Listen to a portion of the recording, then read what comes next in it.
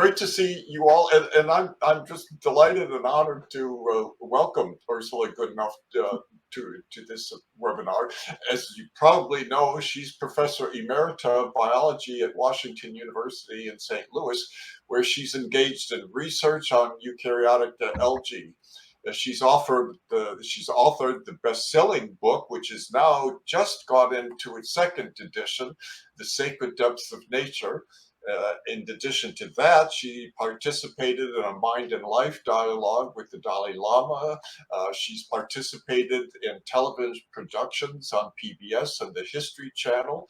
She's contributed to the NPR blog 13.7 Cosmos and Culture. And she was instrumental in the writing of the libretto for the Emergent Universe Oratorio that was composed by Sam Guarnaccia, which was performed at our International Big History Conference back in 2018. And she's one of the key leaders in the Religious Naturalist Association. So I'm really delighted that she's willing to join us here, and the technology is what it is, but it's working pretty well. So thank you so much, Ursula, and it's all yours. All right, I see that Terry Findley is here, who's my techie guru. Terry, can you hear me? Can you unmute?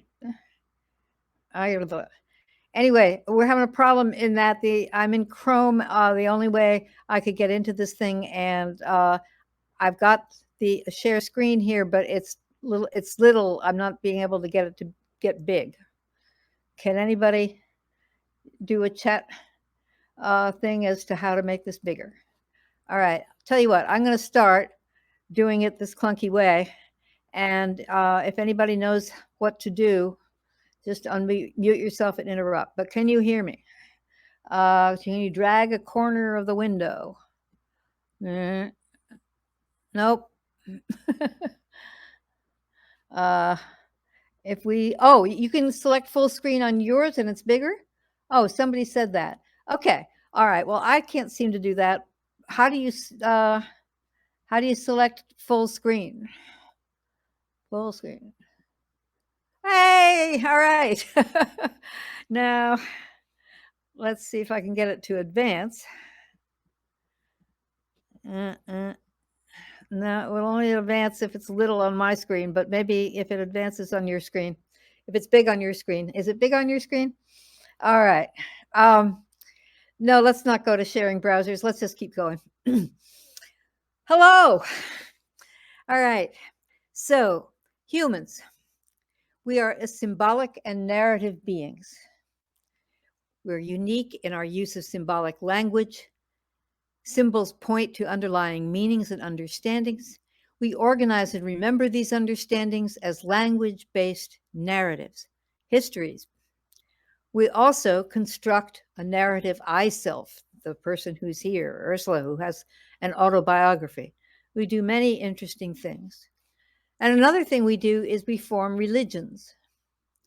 So each religious tradition, and there have been thousands of them throughout human history, has a core narrative, a mythos, a large story. So depending on your tradition of origin, it's the stories in the Old Testament, the New Testament, or the life of the Buddha, and so on.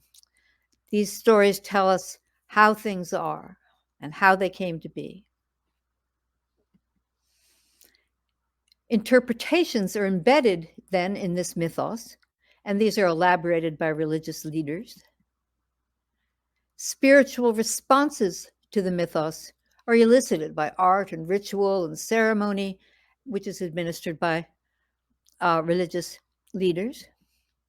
And moral and ethical edicts are built into the fabric of this mythos and elaborated by religious leaders. So that's how a religious tradition is set up in a word. Recently, scientific inquiry has provisioned us with a mind-blowing new core narrative. And you people in the Big History Association call it Big History, which emphasizes its scale and size and enormity. I prefer to call it Everybody's Story, which emphasizes that it's true for all of us on the planet. So,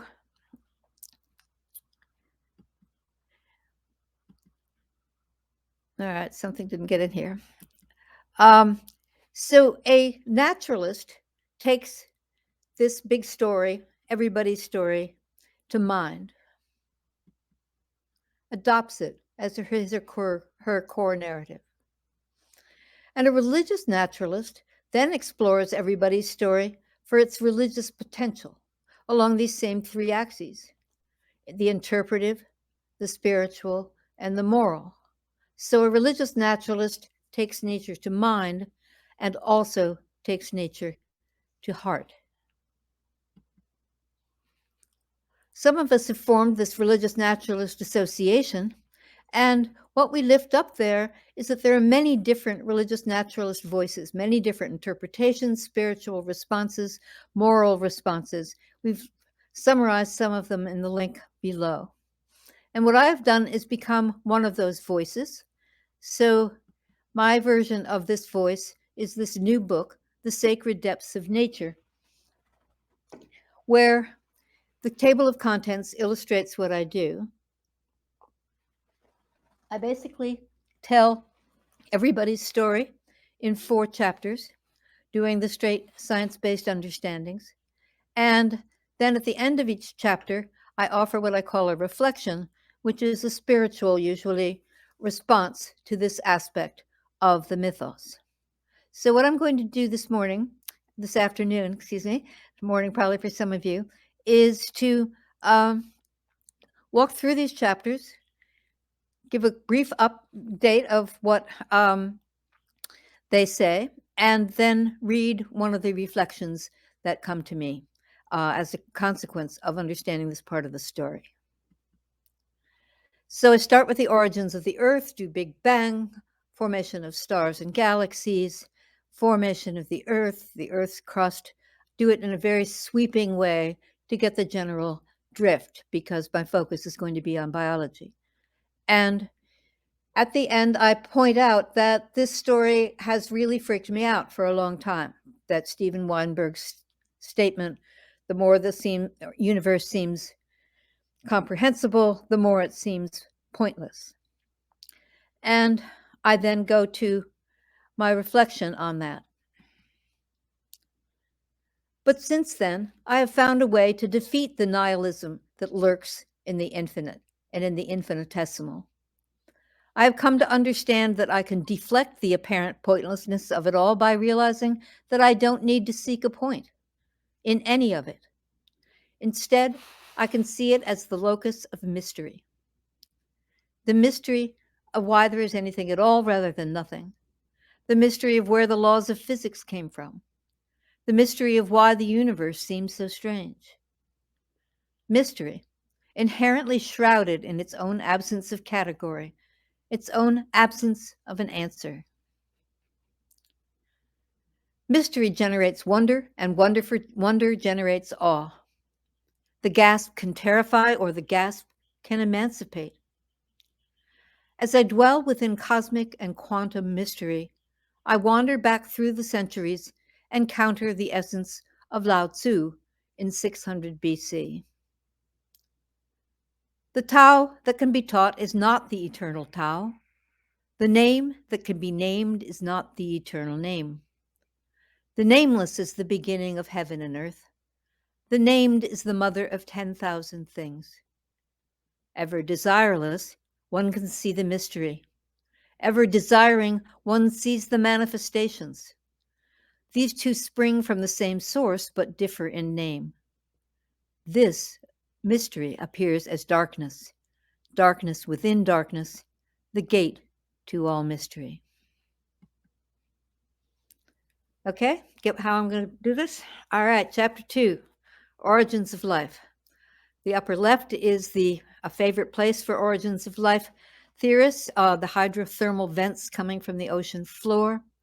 And below that is a version of Francisco Varela's concept of an autocatalytic cycle, that some of the substrates that are produced in these hydrothermal furnaces, these sugars and so on, get together in a cycle where If we start at 11 o'clock with two circles, two kinds of substrates, they come together to form something called A, which is a catalyst. It, as a catalyst does, helps the two squares, it catalyzes the two squares to form the catalyst B. B then catalyzes the two diamonds to form C. C catalyzes the formation of A, B, C, and we go round and round and round with substrates feeding into catalysts. Another version of this is on the right. It's a different catalytic cycle, but what we also see is that one of the catalysts, the triangle, also forms a capsid to keep the other catalysts inside and allow the reaction to keep going. And with this presentation, we arrive at something that we can call a self. It's called here an autogen. And this self is emergent. In fact, we have emergence of two sorts coming up in this explanation.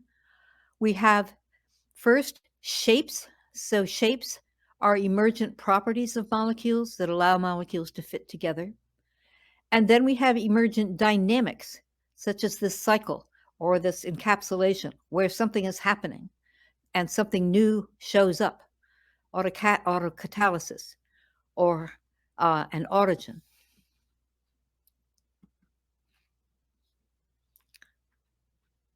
The origin of life has long been considered a miracle wrought by gods or god or spirits. Now life can be understood as the perhaps inevitable consequence of our entangled thermal and chemical context, our planetary matrix, that fostered and continues to foster life's emergent properties, its shapes, and its emergent dynamics. Miracle, from the Latin miraculum, in fact means an object of wonder. We can gasp in wonder at the miraculous origin of life without needing to evoke supernatural design or agency. Each life form is a self, and each self has aims, has a purpose: to self-maintain, self-protect, self-repair, and self-reproduce. In many religious contexts, purpose is spelled with a capital P, as in what is the purpose of my life. The religious naturalist instead joins East Asian and indigenous religions in dwelling with a lowercase understanding of purpose, the exuberant, purposive dynamics that spring forth from every creature, every self, and infuse our every moment. Chapter 3, How Life Works. I spend most of my time on proteins, although some DNA. I talk about enzymes as being the protein versions of catalysts that catalyze reactions. And then here on the right is the human metabolic pathway, where you can't see anything in particular except the complexity and the interwovenness. These are all biochemical reactions catalyzed by enzymes, and this is how we roll. We are told that life is so many manifestations of biochemistry, and we shudder, a long existential shudder. And then we defend. We dig in our heels and say, no, that can't be all it is. That does to life what astrophysics does to the night sky. Life reduced to its component molecules is life demeaned. Stop saying things like that. For me, a helpful way to think about reductionism is to invoke what we can call the Mozart metaphor. A Mozart piano concerto is a wondrous thing, beautiful beyond belief, sonorous, resonant, transporting. But it is also about notes and piano keys. Mozart's magnificent brain conceived the work, to be sure. He then transcribed it into black specks on white paper to be translated into strings hit by tiny hammers to create vibrations heard by ears. We can thrill to a sonata without giving a thought to its notes. But we can also open up a score and follow the notes or play them ourselves without having the music diminished or demeaned. It is another way of experiencing the whole, and indeed the only way to have a full understanding of what the sonata entails and what Mozart had in his mind. And then later, the notes are hammered by the piano keys and out flows the emergent sonata. Our attention might focus downward on the genome sequence of a wild rose, and then shift upward to take in some beautiful flowers, and then go back down to the cytoplasmic compartments swollen with red pigment to give the petals their flush. We reduce, and then we synthesize, and then we find another occasion to reduce. How did Mozart generate that modulation into B flat? Ah, with that chord. How lovely. In chapter 4, I talk about single-celled organisms like the amoeba on the top left, and then multicellular organisms like the sea urchin, and go through all of this and summarize the whole process of embryogenesis in plants and in animals. During this, I spend a lot of time talking about receptors, proteins that span a cell membrane, take in some information from the outside of the cell, change their shape, and give a signal to the inside of the cell to have a proper kind of response or behavior. I have come to understand that the self, myself, is inherently sacred by virtue of its own improbability, its own miracle, its own emergence. I start with my egg cell, one of 400,000 in my mother's ovaries, each one of them different. It meets with one of the hundreds of millions of different kinds of sperm cells produced each day by my father. Astonishing that I happened at all, truly astonishing. And then I cleave, I implant in her uterus, I grow tiny fetal kidneys and a tiny heart. The genes of my father and the genes of my mother switch on and off and on again in all sorts of combinations, all sorts of chords and tempos to create something both eminently human and eminently new. Once I am born, my unfinished brain slowly completes its maturation in the context of my unfolding experience. And during my quest to understand what it is to be a person, I come to understand that there can be but one me. And so I lift up my head and I bear my own witness with affection and tenderness and respect. And in so doing, I sanctify myself with my own grace. To the extent that I know myself, I am known. Any yearnings to be capital K known are registered to the corridors of arrogance. And I sing my own song with profound gratitude for my existence.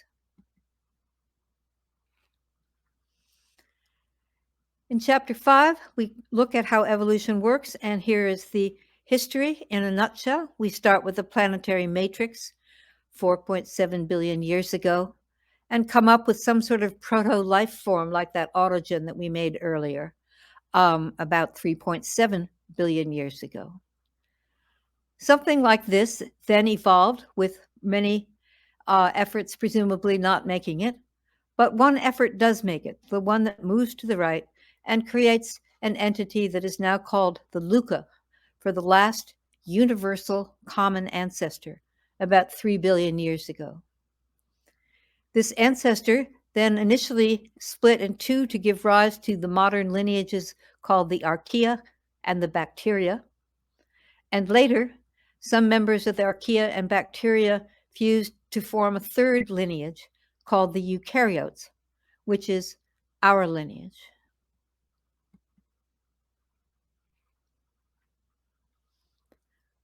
I walk through the woods and the creatures are everywhere, seen and unseen, flying about or pushing through the soil or rummaging under the leaf litter, adapting and interacting and reproducing. I open my senses to them and we connect. I don't need to anthropomorphize them, nor to value them because they are beautiful or amusing or needed for my survival. I see them as they are. I understand how they work. I think about their genes switching on and off, their cells dividing and differentiating in pace with my own, homologous to my own. I take in the sycamore by the river and I think about its story, the ancient versions of algae and mosses and ferns that came before, the tiny first life form that gave rise to it and to me. I try to guess why it looks the way it does, why the leaves are so serrated and the bark so white, and imagine all sorts of answers, all manner of selections and adaptations that have yielded the tree to existence and hence to my experience. Blessed be the tie that binds. It anchors us. We are embedded in the great story of biological evolution, the spare, elegant process of mutation and selection and bricolage. And this means that we are anything but alone. And then the canonical poem by Mary Oliver, Wild Geese. You do not have to be good. You do not have to walk on your knees for hundreds of miles through the desert repenting. You only have to let the soft animal of your body love what it loves. Tell me about despair, yours, and I will tell you mine. Meanwhile, the world goes on. Meanwhile, the sun and the clear pebbles of the rain are moving across the landscapes, over the prairies and the deep trees, the mountains and the rivers. Meanwhile, the wild geese, high in the clean blue air, are heading home again. Whoever you are, no matter how lonely, the world offers itself to your imagination, calls to you like the wild geese, harsh and exciting, over and over announcing your place in the family of things.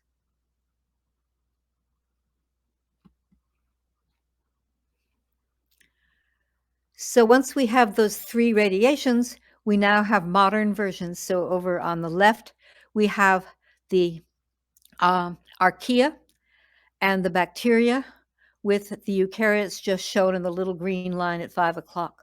But you see all the enormous biodiversity of these two single-celled lineages, that where the bacteria are the most important entities on the planet. On the right, we have the other extreme. The bacteria and the archaea are scrunched down at 5 o'clock, and the rest of it is all of the evolution of the eukaryotes, the protists, the plants, the animals, and the fungi. So the LUCA, the last universal common ancestor, would be right in the center, and we branch, we branch, and we branch, and we branch to form these modern groups.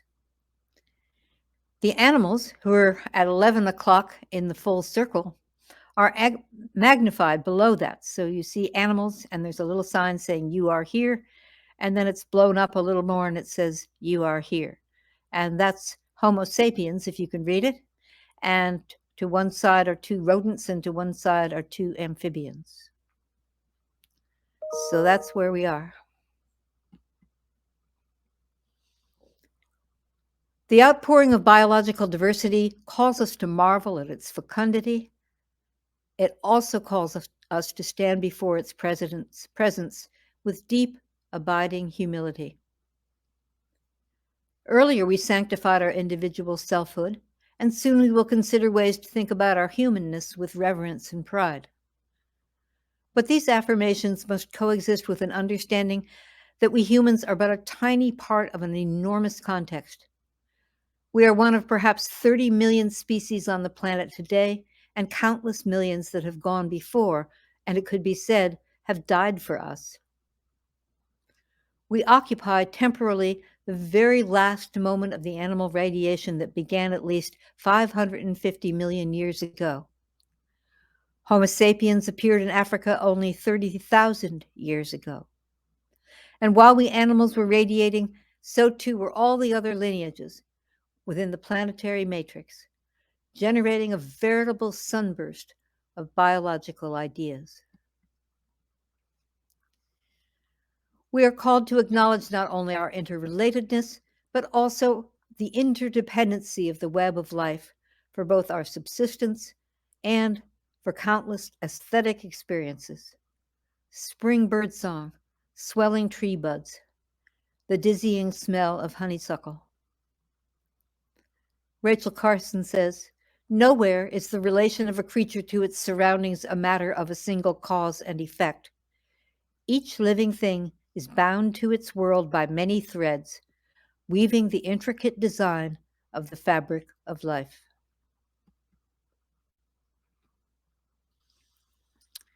So we're about halfway through. Oh, doing fine on time. Great. So I next do awareness and the self. So all organisms, all selves are aware of their surroundings via these receptor proteins.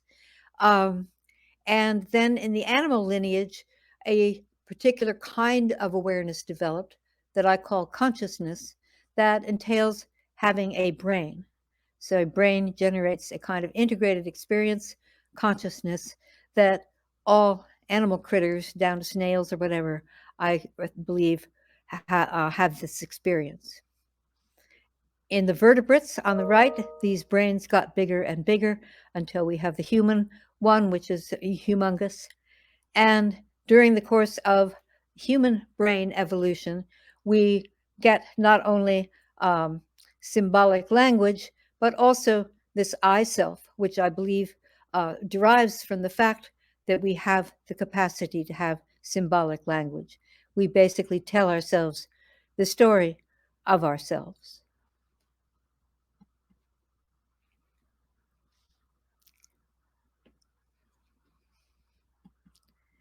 One thing I then do is say that because we have this I self, which seems immaterial, there are many persons who believe that the soul is in fact immaterial and interacts with immaterial supernatural beings or essences that do not have a material basis.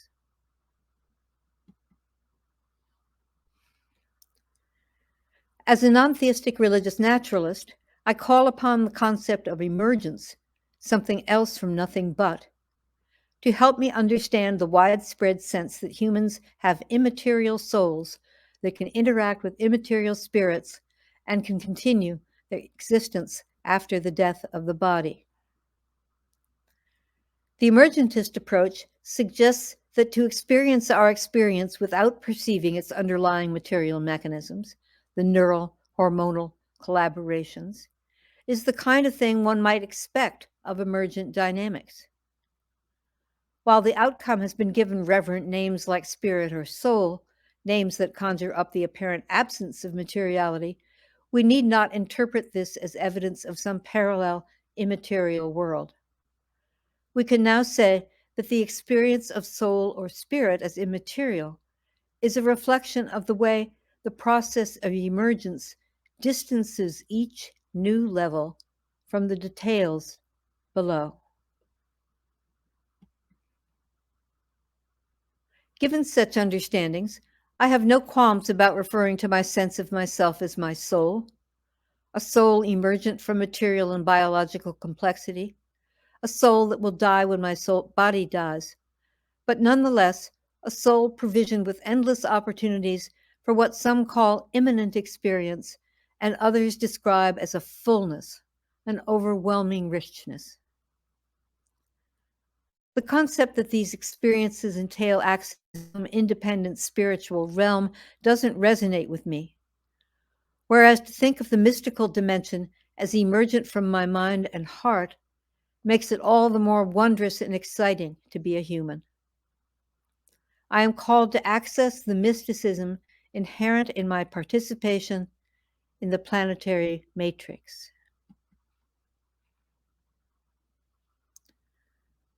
So our thoughts are always infused with feelings. I talk about feelings as coming from the body and from emotions that are geared to detect what's going on out in the world. Here we have little Caleb showing us fear. He's been bullied by some other bonobos and is hiding in his mother's fur. And below we have the blue-footed booby engaging in his mating dance. And I believe that he is experiencing the emotion called joy, or a blue-footed booby's version thereof in real time. And then I go on to talk about empathy, a feeling state that accompanies most religious frames of mind is variously known as empathy, compassion, humaneness, or loving kindness.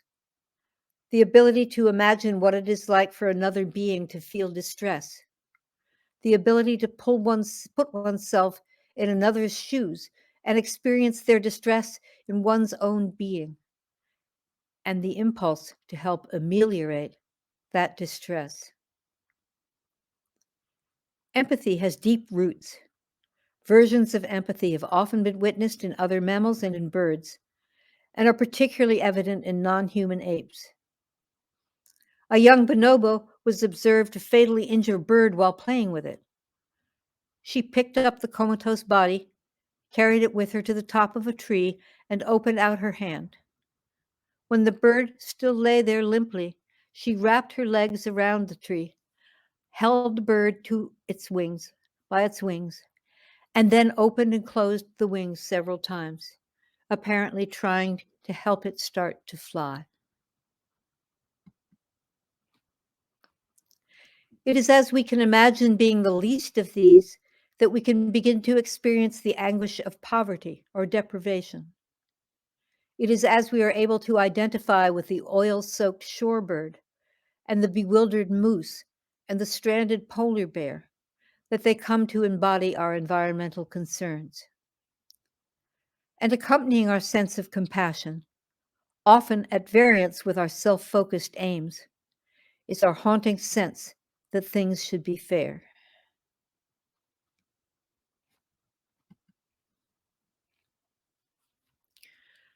So in the sex chapter, I go through the whole thing, Mendel and alleles and dominance and all of that stuff, but try to do it in a way that will engage my reader. And then at the end, talk about sex as generating a new kind of responsibility, which is the nurture of one's diploid offspring that one creates as a consequence of sex. We have thus far considered two ways to think about caring for others. We have acknowledged our deep genetic homology with all of life and the affinity, the fellowship that emerges from that knowledge. We have also celebrated our capacity to experience empathy with other creatures and respond to their concerns as our own. And now we encounter our biological imperative to nurture our offspring, sacrificing, if need be, our lives on their behalf.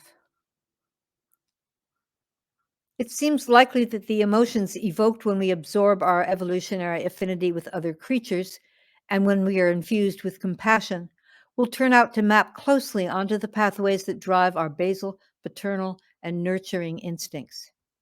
Emotions that generate such feelings as tenderness and warmth and protectiveness.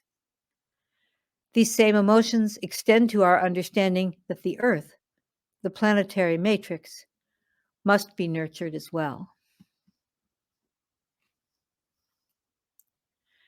So nurture generates one kind of intimacy, as with the mother and son, mother and daughter in the upper panel, and the parents and child in the lower.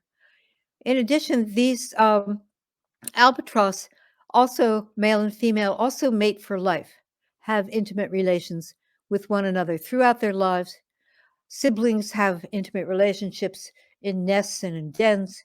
And then we, and certainly the non-human apes as well, also develop intimate friendships with one another as friends, as well as with our family.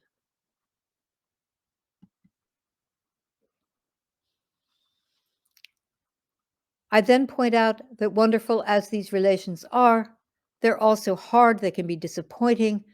Friends die, children die. It's a very vulnerable place. Given the complications of human-style intimacy, an enormous attraction of theistic religions has been that they offer the opportunity for intimate relationship with a deity or deities.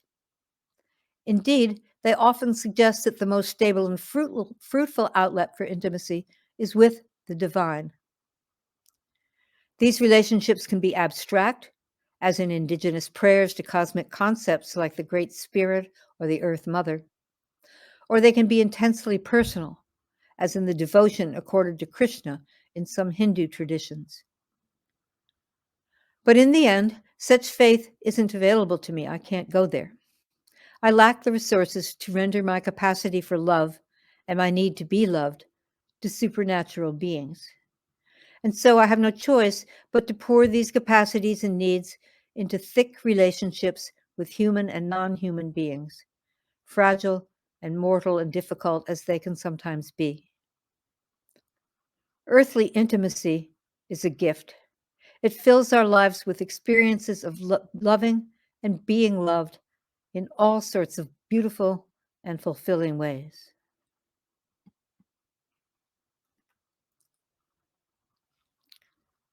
So, single-celled organisms grow and divide and grow and divide and never need to die. They could be said to be immortal, even though, of course, they can be killed. Whereas multicellular organisms, both plants and animals, have set up something called the germ-soma dichotomy. The soma, in this case, in the corn plant, is the plant itself, its leaves, and so on. And the germ part is the flower that became the pod that became the kernels, that became the germ cells for the next generation. And once the germline has been established, the soma in this arrangement dies. It withers, it sheds its leaves, and so on. So I consider this arrangement in the following way. So our brains, and hence our minds, are destined to die with the rest of the soma. And it is here that we arrive at one of the central ironies of human existence, which is that our sentient brains are capable of experiencing deep regret and sorrow and fear at the prospect of our own death. Yet it was the invention of death, the invention of the germ-soma dichotomy, that make possible the existence of our brains. Sex without brains gets you single-celled algae and fungi and protists. Sex with a mortal soma gets you the rest of the eukaryotic creatures. Death is the price paid to have oaks and clams and geese and grasshoppers. And death is the price paid to have human-style consciousness, to be aware of all that shimmering awareness and all that love. My somatic life is the wondrous gift wrought by my forthcoming death.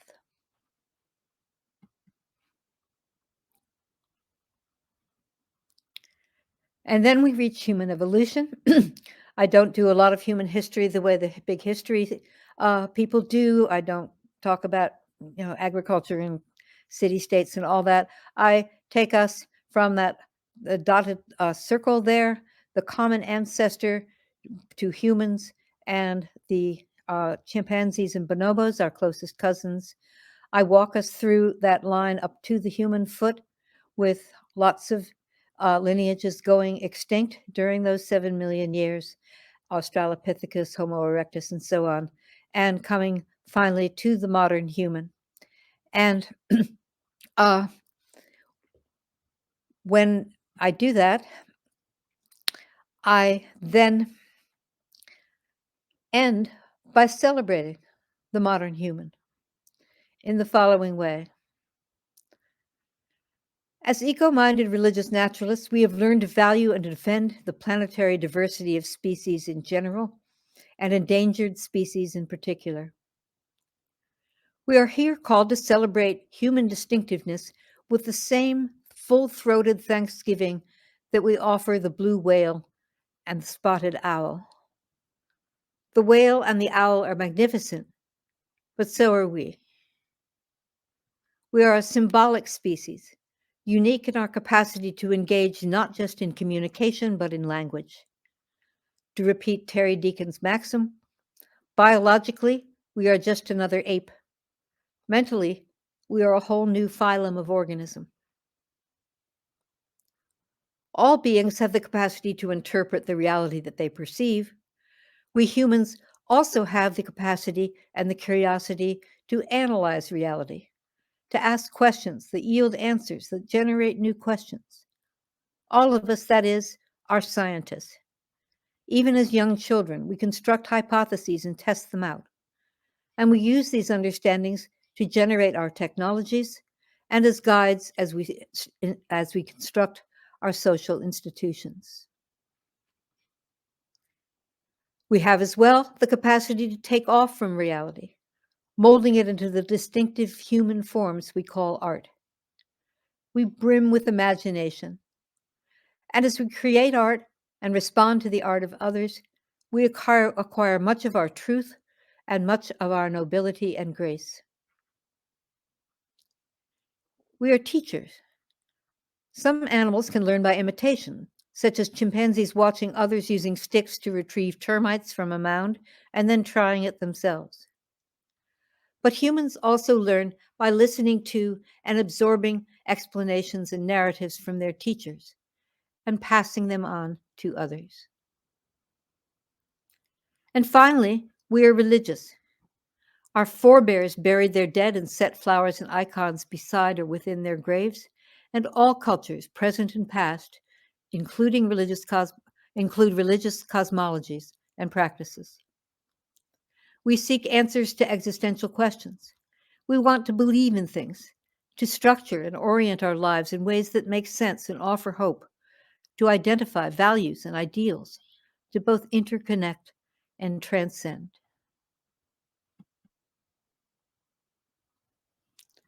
Which gets us to the last chapter, morality and eco-morality.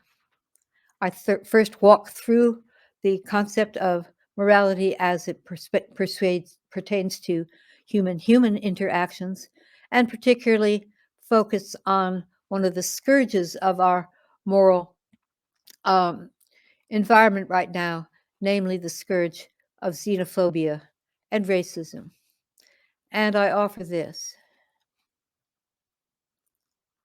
The multiple human migrations out of Africa began only 100,000 years ago, and the European migrations only about 54,000 years ago.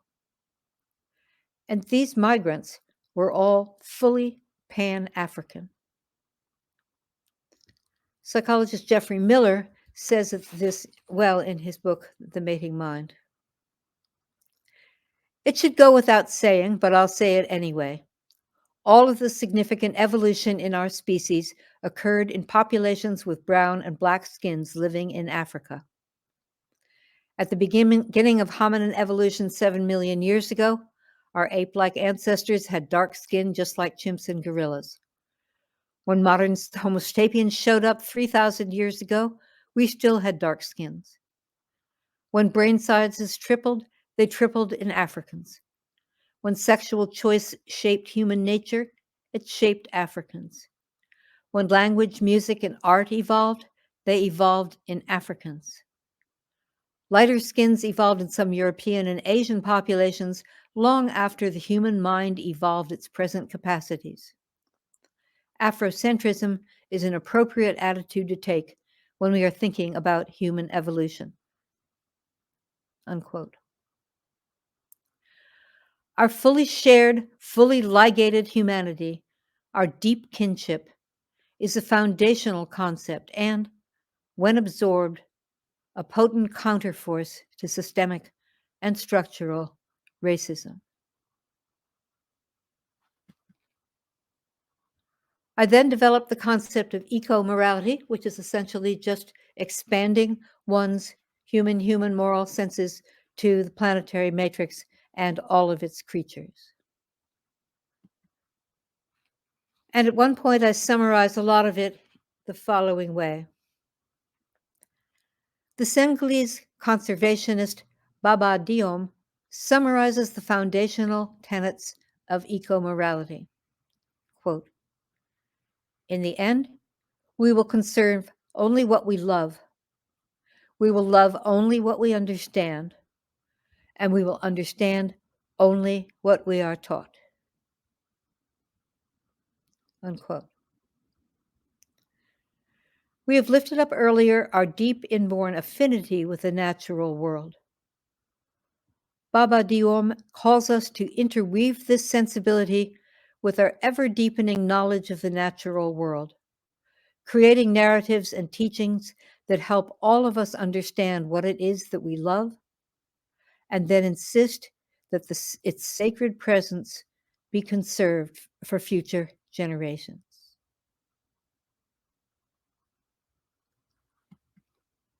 So throughout the book, the beginning and the end, I suggest that this kind of sacred story, call it big history, call it everybody's story, could be a good candidate to serve as the foundation for developing a planetary ethos where the future of the world is put in the hands of humans on a basis that is set and focused on what's really going on and uses all the wisdom of our cultures, including our religious traditions, to figure out how to best move forward and take care of the place. Thank you. The end. So now I have to figure out how to get rid of this thing. Stop presenting. Ah, there we go. Okay, hi. I can't hear myself.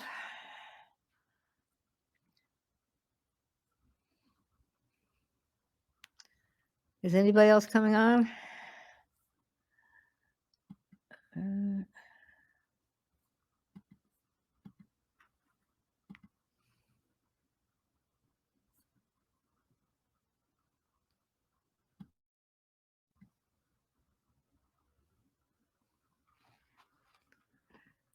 Can anybody else hear me? All right. Everybody's story. I can't see anybody. Oh, people. Change view, grid view. Okay. Now, can I hear anybody? Okay, sorry, I had my own technological problems. First of all, so many thanks to Ursula. What a magnificent presentation. You know, Thank you. She has spent her life as a scientist, as a biologist, examining nature, and out of that, she's developed this marvelous story of mystery, of joy, of empathy, of wonder, of awe, of commitment, I can't imagine anything more inspiring. Let me stop talking, though, and ask anyone who's willing to kindly raise your hand. There's a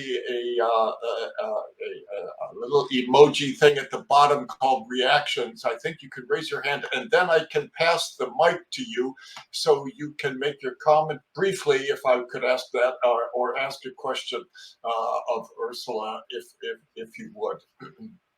Um, so I just need the first person who's always the bravest one to get the conversation started. Well, let me begin. Has anybody figured out how to get your attention? We're all used to Facebook. So, I mean, to Zoom. So this is all. Let me start by reading Paul Nagwarzian's comment. Well, Paul, as you maybe know, is a biologist himself. He teaches at the University of California, and he comments, if I could, say this, Paul, Ursula Goodenough has done a phenomenal job by weaving together science with awe and wonder, and shown us how nature itself is sacred, is reason to have these types of feelings that she was talking about. David Lepore, who is National Argonne, talks about thanking for a wonderful task.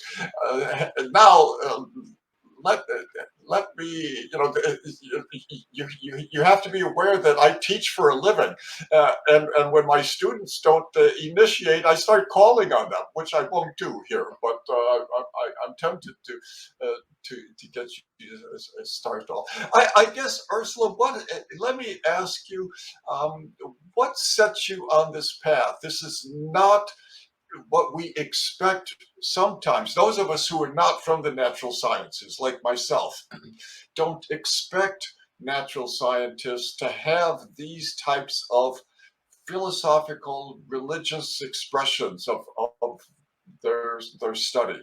Um, what can I, what would you say as to what brought you in that direction? Well, I think most scientists have spiritual and moral lives galore. It's just that most of them don't choose to write a book about it and uh, go online. But I don't think that the the stereotype of the mad scientist in the lab coat, just being not thinking about the implications of what he or she understands is baloney. But it's a big story. It's just come in, and we're just now these voices that we're now articulating our responses to the story. We're just getting started.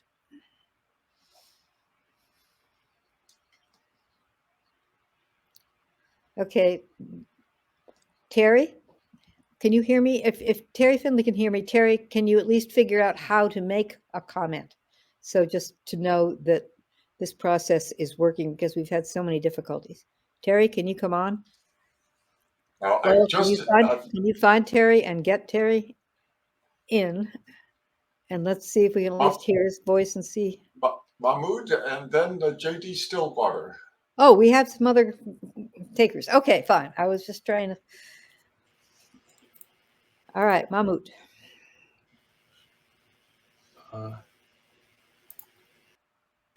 Hello. Can you hear Hello. me? Wonderful. Thank you. Thank you so much for that. Thoroughly enjoyed every bit of it. Thank you. Really looking forward to reading more.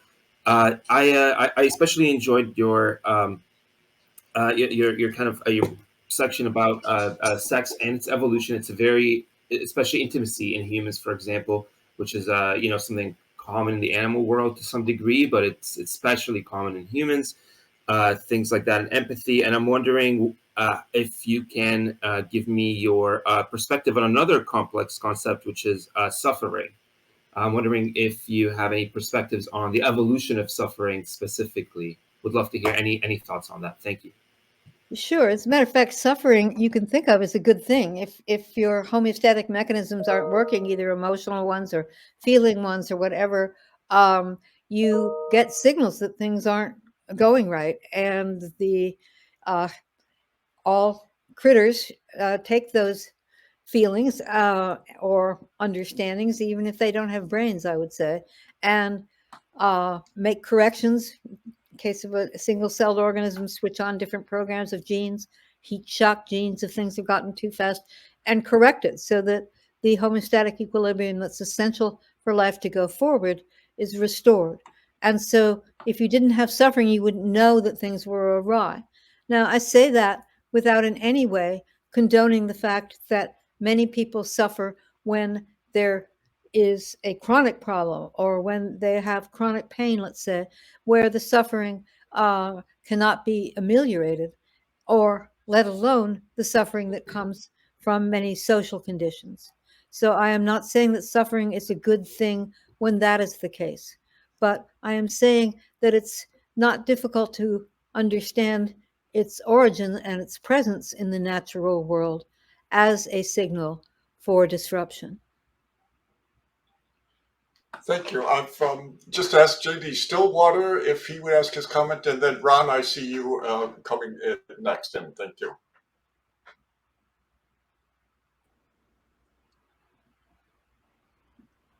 Oh, there's some kind of weird delay. I assume you can hear me. I hear you. I'm not Yeah, sure you're what's good. happening with the camera. We can't see you, but everybody's just little black boxes with initials. But I guess that's the way it goes. Given that I'm a little bit of a ringer, I wanted to just ask for people that have loved this and are really excited about your book and what you're doing, what's the action step aside from getting even more involved, as they probably already are, in the big history community? What can people do? Well, the Big History community was founded, as I was following it from afar, by David Christian and his group as an educational program that was going to introduce the big history, everybody's story, whatever, into the schools without a spiritual component. And this was, in fact, a really good move because of the church-state dilemma. And if school boards in, Kentucky or whatever knew that teaching big history was really going to get you into these spiritual places, they would say, forget about it. So to teach just big history, to teach just everybody's story, which is the first 13 chapters of my book, is the first step, and a really important one. When the discussion of the religious potential of this story comes through, that can then go on anywhere else, in coffee shops, in basements, in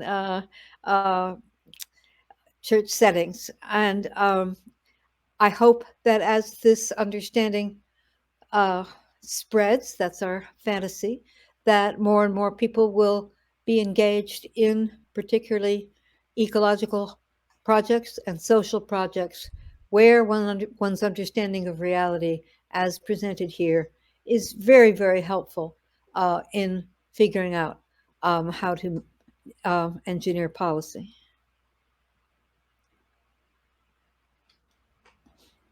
Thank you, JD. And Ron, please, the mic is yours. Can you hear me? Can you hear Yes. me? Good. You're All right, soft. well, Speak up.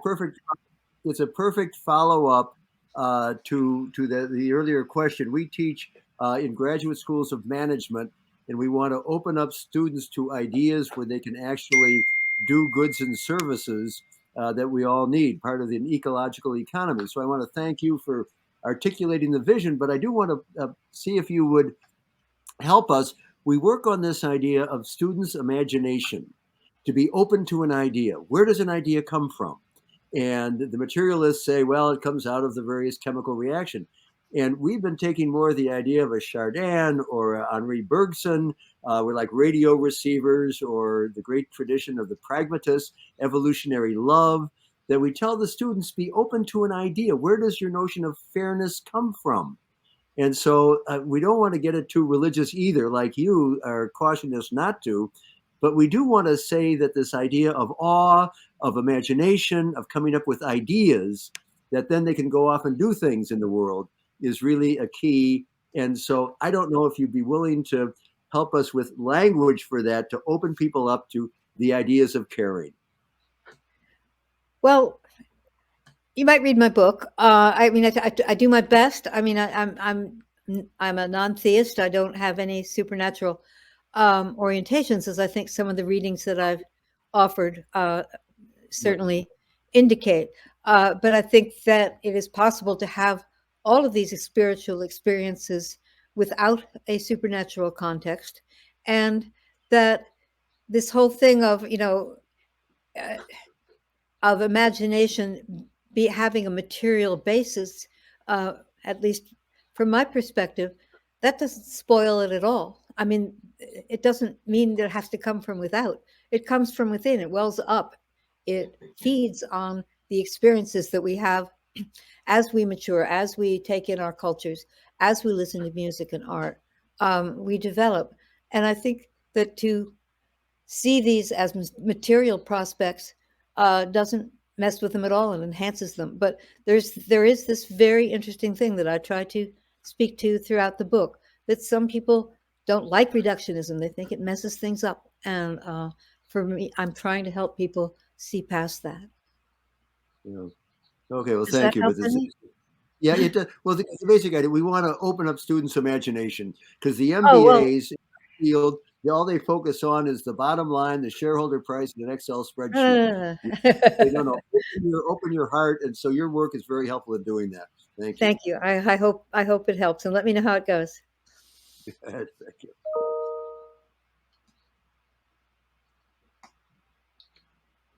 maybe I could just add a comment. Backing up of what Ursula is saying, is some of the work of Frans de Waal, who's this fabulous, I think, primatologist. He comes, I believe, originally from the Netherlands. He's at Emory now. He's got books on primates and philosophers, and he's got a famous video you should look at if you haven't seen that on YouTube, where he does experiments with capuchin monkeys, feeding one of them cucumbers and one of them grapes, which are sweeter, for the same work. And the one just receiving cucumbers objects to that. He says, well, this is the origin of a sense of fairness. So, the origin goes back a long ways. We have a common ancestry in that. And his emphasis is on how the law of the jungle is not just red in tooth and claw, but it's also about empathy and senses of fairness, and that we share that with other species. Could you put a link in on where that is, Lowell? Yes, I'll put that in the chat. So I hope I'm not missing anyone's raised hand. If I am, please send me a message, and I'll certainly try to make sure I can get that. I will. Since you mentioned Mary Oliver, I will just a quick follow-up, Ursula. We always conclude many of our presentations with Mary Oliver's wonderful line, "Tell me, what is it you plan to do with your one wild and precious life?" That poem is in the book. Good.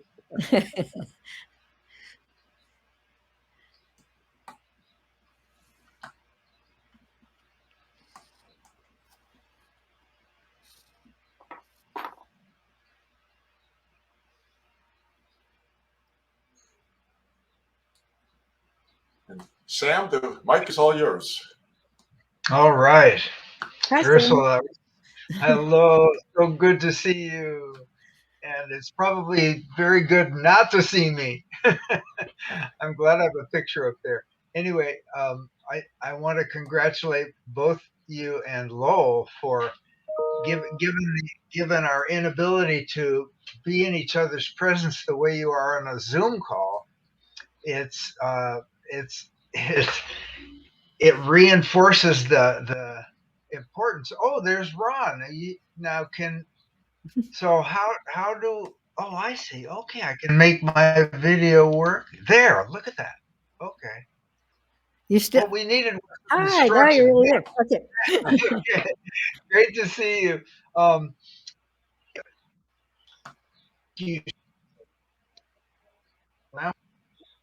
Now you sound screwed up. I think we're losing you, Sam. It's a little broken up. Right. Turn your video off and just have your. Okay, now let's try it. Is that all right? All right. Yeah, that's good. Yeah. Again, it's the overwhelmingly beautiful experience of going down deeply into the origin of life, and then surrendering to the just the beauty of being surrounded as I am right here, and where I'm sitting, I'm looking out at through some woods to a lake shore covered with snow, mountains in the distance, and all the entire range of what is, just what is, and the beautiful gift of your being able to share the ravishing details of how life works, how molecules, how they find and fit with each other, and that it produces our ability to be in relationship with each other right now in this moment is so overwhelmingly glorious and beautiful that so thank you. It is I cannot think of anything that is not sacred. Just a little detail, and then I'll be quiet. Tomorrow, Paul and I are getting to be in conversation and on a Zoom call with Stu Kaufman. So we're very excited about that, and he is such a great another place for people to go who have loved what they've heard today from Ursula to explore Stuart Kaufman's Can you put the writing. link in the chat? Sure, Okay. I will do that. All right, thank you so much. Thank you, Lowell. Thank you, Sam. And Stephen, the mic is all yours now. Oh, can you hear me? Yes. Okay, great. Thank you for your talk, Ursula. I really I see Big History as sort of a platform of facts and information, and people need to add on their own spiritual views if that's appropriate, or not add on if they don't have some. As you probably know, we've had some tension in this group over the years about people trying to see a naturalist religious perspective above the big history fact line. I was a little surprised that nobody raised that. I know we've lost some important invisible members over that dispute because they were refusing to let the big history story be used in that religious context. I asked for your comments about how that might be addressed. And one other question as a follow on. It strikes me at the end of the day that a well intentioned movement like your own in big history, they want to see consciousness change at global levels. And yet we're all fighting the reality that we live in a world that's probably 90+% theistic. And while there's some hostility to naturalism within the big history, it's almost a non-starter to talk about theism. Now, my understanding is that even people who are very religious take that on a matter of faith and will say nobody has proof whether they're an atheist or a naturalist or a theist or whatever. I know that some theistic traditions have, especially recently, taken positions that are antipathetic to a lot of people in big history for good reason. But if we really want global change, don't we have to even go beyond welcoming a naturalistic view into welcoming a theistic view? Because you could decide that this magnificent big history story, in great part, was just God's plan for unrolling the universe and form a personal relationship if it's in your nature, because we're facing a world that 90% does that routinely. How in the world can we make a worldwide impact if we remain so insular, and our willingness to treat with forms of spirituality that get us to the same endpoint of evidentiary solutions to fix the world we're in danger of losing? Okay, so there are two parts to what you're saying. The first was the kerfluffle within your organization, which I think is very important to talk about. And I'm very familiar with some of that and stayed way far away from you guys for a long time. But I did come at the last big history meeting that Lowell put on at Villanova. I hung out with David Christian, and we got down and I said, "Hey, have you read my book?" And he said, "Well, no, because I don't like anything having the R word in it." And so he read it and emailed me that he liked it. And then I sent him this second edition and asked him for a blurb. And here is a blurb from David Christian. Ursula Goodenough argues passionately, wisely, even lyrically, for a new, modern, scientifically informed worldview that can tell us both about the universe we inhabit and the moral rules we need to inhabit it well. This is a wonderful account of the history of life by a great biologist. It invites us to find in modern science the profound sense of wonder and belonging and the deep ethical sense present in all the world's religious traditions. So I would say that was a move. And I will also read from my book something that relates to your second point. Importantly, if I find that I am joined in a river cleanup project by people who are so engaged because the river is the Lord's or Allah's creation, or because the river is inhabited by capital S spirits, that's fantastic. My perspectives as a religious naturalist and the perspectives of those holding traditional religious beliefs have arrived at the same place, an imperative that the planetary matrix and its creatures be respected and cherished, and, when necessary, remediated. As our group gathers up the plastic bags and soda cans and sops up the soil oil slicks and removes invasive growth, all of us are engaging our religious sensibilities in doing what needs to be done. We share a common purpose. I would say a common capital P purpose. And as the afternoon progresses, some of us become good friends. So, yes, I'm not trying to say that all of a sudden this is going to take over and nobody's going to believe in God anymore or anything of that sort. This is just an alternative, but it's an alternative that one can take, and it's one that renders the story that you guys are working so hard to tell much more personal and much more, I would say, capable of generating behavioral changes, as somebody was talking about earlier with his business school students. No, that I'd like to just, you're absolutely right, Ursula. What we find, and we have trouble with it, all we're trying to do is to get the students out of, and again, we're talking to accounting majors and, finance people and all that, just have a broader view. And we have talked about this idea of you will fall in love with something. And it may not be something that you thought of. And we try to tell them, be open to surprise. And you'll say, oh my gosh, well, where did that idea come from? You can call it whatever you will. I do love the Bergson, where we are all sort of radio receivers.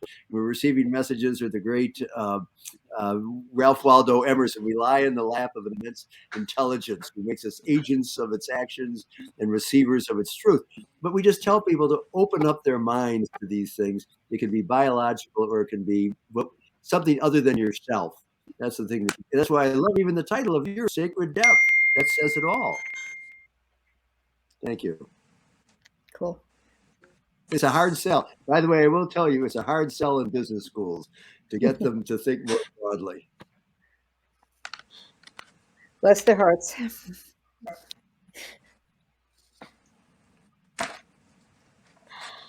Just following up on Stephen's excellent question about just how difficult these topics are to talk in a number of different settings. The story that Leon Lederman tells about his book, he wrote a book called The God Particle about the Higgs boson. And he said, he says the people who believe in God didn't like the title, and the people who do believe in God didn't like the title. Everybody else loved it. That's about right. Then you're doing it about right. Thank you. Okay, anybody else out there, or are we done? Okay, well, if there's no more, let me just again thank Ursula for her time and her skills and her insights. Yes, if that's okay, and if it's that's okay. great. So yeah, I had friends who were working and they wanted to hear it. Okay, great. Yeah, this has really been a treat. Thank you to everyone for your presence and for your questions. And we look forward to a continuing exploration of mystery here and wonder and awe. So thank you to all. Thank you. Lowell, can I ask a favor? There's a fellow, he just contacted me, and I've lost track of him. Paul Lepori. Okay. Let me get Paul here if I can. Paul, did you have a question? Yeah, I just want to be sure. No, it's David Lepori. We just determined that he's a law graduate too, and I want to be sure and get his particulars. We have something to talk about. Okay. Oh, Well, I know that Ursula's got to run, and Yeah. she Oh, has I even have more 15 pressing. But I will stay here in case there's anyone okay. who I have, it wants to turns out I have continue. 15 more minutes. So if there's, Okay. if Paul And, wants to talk to me, that's great. If he doesn't, then, or David or whoever he is. Yeah, David Lepori. okay, I'm looking for the way I can bring. Here's David. Okay, David. Finally, the mic is yours. All right. Yeah, I was just wondering if there was, any big history being taught either at the Paul or Presidio graduate school that you were at. Yeah, well, Dwight. Is Dwight Collins still on the call? You see him, Lowell? Dwight Collins. Yeah, Dwight Collins. Because we've tried to bring it in to the schools. Was your PhD in philosophy? It was computer science. Ah, Yeah. So, Same thing. yeah, right. Well, yeah. no, mine's in philosophy, moral philosophy. But we've been trying to bring this history. That's why Ursula's work is so important. Is because what we found is we've been looking for ways to have the business students just think more broadly. I said that before. And if you start to get them thinking, they go, oh, wait, they start getting into, everything is systems thinking and all that. We have been working with, when you mentioned emergent complexity, the whole idea of the Santa Fe Institute, Yes. that kind of an idea of emergence, of students like that. But what we try to do is to give them a bigger sense, which then they start to get their heads out of the narrowness of neoliberal economics. That's been the basic project we've had. So David, did you have another question, or did we do it? That was kind of it. Thank you very much for your talk. Well, David, and how have you been using this? Did you, as a computer scientist, how have you been using big history? I'm in more of environmental science area along with some physics, and so I've been very interested in that, and just kind of how our current situation is kind of related in terms of energy and environment, and been kind of following the artificial intelligence because that kind of gives us a little bit of a indication of how our brains kind of work. So it's kind of a mix there. But, well, that's what it made. I don't know. Well, are there more people up here? I see Mahmoud would maybe like to ask a question. Yeah, that'd be good. Yeah, hi again. Yeah, so I actually kind of wanted to, feel free, Ursula, to please kind of chime in on this, but also David, I actually have a question about artificial intelligence and this community's perspective on it in general, and what kind of just where we might see it going. I thought this might be a good chance to kind of ask about that. For me personally, I kind of see the recent kind of rise in tools, artificial intelligence tools, and their availability as a new internet almost that is a new dawn of technology that will be similar to the time when internet became available and widely used and revolutionized a lot of things, and in a way also revolutionized our brains and our intellectual evolution. So I'm wondering what might be your thoughts or impressions so far. Thank you so much. Who, me? You want me to talk about artificial intelligence, or do you want David to talk about it? Sure. I guess you first, but since David, okay. I mean, played my first game with Chat GP, whatever it is, a few days ago, and asked questions. And was freaked out and spooked out by what it came up with, and whether, and then since then, so Yes. Ron, maybe you could mute yourself. Oh, I'm sorry. Okay. Yeah, so a lot of people say that the problem with it is that it doesn't really fact check, so it can go through, it can spin things that aren't right and true, and but it's clearly it's fun, you know, and you can spend, I trust, hours just sort of figuring out what people have to say about, you know, Aristophanes or whoever you put in to ask a question about. It's kind of a guess. So that's a user version of that version of AI. Absolutely. I mean, it's just reusing the concepts still come from human brains. They're being recycled. It's not like the devices are coming up with concepts. Yeah, I think eventually it will mainly be used as an extension of the human brain, just like the internet now is used. You know, now that if you're wondering about something, you can go to Google or a website or an article. You can access encyclopedia from I don't know, while you're on a boat in a lake, rather than having to go back to your house and look through a book. So it's an immediate extension to our brain, and in a way, it's a library. But the difference between, I think, AI and, let's say, the encyclopedias that were on the internet is perhaps that it's a bit conversational and it can do summaries in an immediate way, which is the main the main kind of the main feature that I'm finding to be new about it. Mm-hmm. Yeah. So I'm happy to talk about this for until we all get bored, but maybe we should ask if there's anything else relating to the book and religious naturalist orientation or anything like that, because this is really kind of off on a limb, and then we can come back to it. Well, Absolutely. no, in a way, what I would say is that your book is provoking us.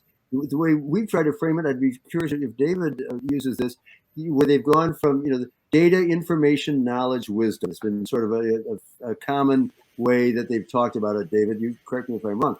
And what we keep saying is that your book is calling us to a sacred depth. The word, I'm a brand, I'm an advertising guy, so I'm interested in branding. That's wisdom. Well, so what we tell students is that, yes, you can do all the spreadsheet stuff and all that, but when do you get to this idea of wisdom, which is what I think your book is calling us to? I don't know if that's fair or not, David. All right. So wisdom's great. So then if we want to stay with artificial intelligence, the question is, are the machines wise or are they collators? Exactly. David? Yeah, I would say they're kind of like little kids right now, right? There's a long learning path for them, for AI to go, right? And we both have to gain trust of each other before they can make a lot of the decisions, and that process, I think, is going to be very long. But I think eventually, they do enhance our abilities, and definitely the internet has really increased the capability of looking at big history, because it's so interdisciplinary that you need something like the internet to actually find all these things and put it together. Yeah. So the internet is great. Okay. The difference between internet and AI is that the internet will tell you something, and if you wonder whether that's really true, you can click on it and you can find out the sources, and you can proceed to track it down and decide whether smart people have really come up with that fact or whether the fact is baloney. And that's not yet what the AI is trying to do. The AI is trying to synthesize what's out there, and I don't anticipate anytime soon deciding that I want to find out about Aristophanes by asking ChatGPT. I anticipate I will go to Google. Absolutely. I mainly kind of also brought this up because in my head, I don't know if you will end up writing about this or not in the future, but in my head, I could just envision another chapter in your book that extends on this topic. But I think David brought up a good point. It will take a long time in technological evolution for AI to get to that point of wisdom where it's actually contributing to the this story that is already wise, this perspective that we already have that you brought to the table. But I look forward to the world being able to also experience that technology in a similar way, in the way that we now look at nature and appreciate it in that sense. So thank you all for your comments. Really enlightening. Really appreciate it. Thanks for coming in.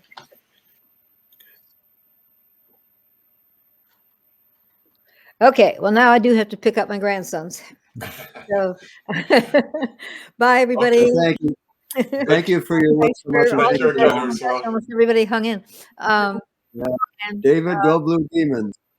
if you get a chance to read the book and have comments on it, there's the website for the book. There's a comments thing, and you can get in touch with me. Thanks very Bye. much. Thank you. Okay. All right. I Thank can you take so my much to all. hat.